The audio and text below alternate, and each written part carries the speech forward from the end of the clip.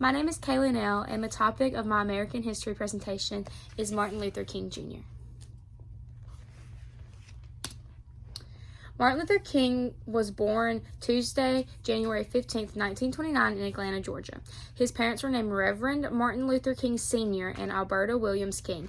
He had two siblings named Christine and Alfred King. He lived with his parents, grandparents, and both of his siblings. As a child, he was really interested in piano, so were his siblings, so his mom actually gave them all lessons. As other hobbies, he also liked to play baseball and football. He worked as the paper boy, and whenever he grew up, he wanted to be a fireman. And even in Martin Luther King's childhood, he said that he always knew that African Americans were treated differently and looked as less than white people.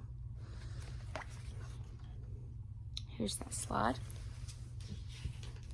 So the first experience that he had of inequality was actually whenever he was around 5, and him and his father went to a shoe store and they were going to get some shoes, and the store clerk actually told him that him and his father needed to go to the very back of the store because they refused to serve colored people, is exactly the term that they used, that they refused to serve them in the front of the store, which is insane.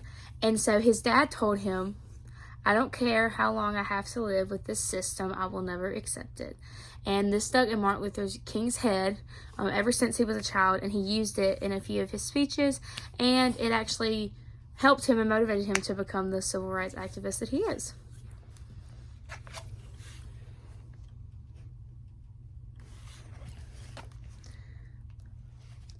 So, who was Martin Luther King Jr.? Martin Luther King Jr. was known for being a minister and a civil rights activist. One really famous thing that he's known for is his I Have a Dream speech, which is where he talks about his dreams for his children and future generations that will come and live in America. He believes very strongly in nonviolent protests, and he led many of them. Preparing for a protest is actually when he got assassinated. Martin Luther King Jr. led the famous bus boycott that took place in Montgomery, Alabama. Another person that was also involved in that was Rosa Parks. He was a husband to Coretta Scott King, and he was a father to 4 children. And he also won the Nobel Peace Prize at the age of 35.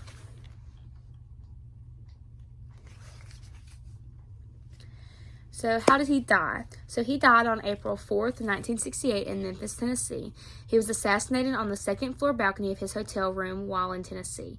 He was preparing for a protest the next day, and he got assassinated on that balcony.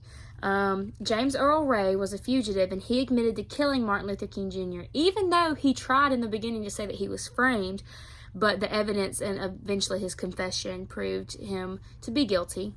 There are many different ways that Martin Luther King Jr. is being remembered. There are multiple different buildings named after him, and everyone will always remember how he fought for equality until the day that right got taken from him. I recently went on a trip to Washington, D.C., and we went by and actually went inside the Martin Luther King Library, and it was really, really cool. And then my works cited page, I used 4 different sources, and I found all of my information. A lot of them, the information that I used, were on multiple sources because I wanted to make sure that it was the right thing. Thank you.